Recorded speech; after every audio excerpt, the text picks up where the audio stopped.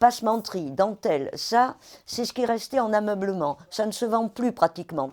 Des galons, le vrai ruban de pâtissier boulanger, il est laitonné. Elle a en magasin tout ce que vous cherchez, et peut-être même ce que vous ne cherchez pas encore. Nadine Marie Phénix Magie, appelez-la Nadine, possède tous les trésors destinés à l'art du fil. Il y a 8 mètres en soie, c'est pour coudre uniquement les boutons et faire les boutonnières.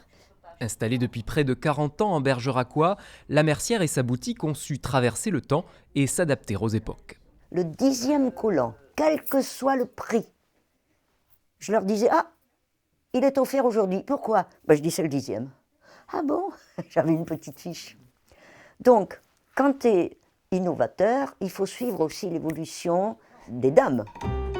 Suivre l'air du temps, en ne cédant rien à l'exigence. Nadine a longtemps fait les retouches, elle confectionne aussi des accessoires pour être chic en toutes circonstances. J'aime beaucoup, quand la dame arrive habillée, chaussée, gna gna, faire la touche finale pour ce qui va être une aigrette, un petit bibi ou un chapeau. C'est ça qui vous donne la personnalité et l'ensemble de ce que vous portez.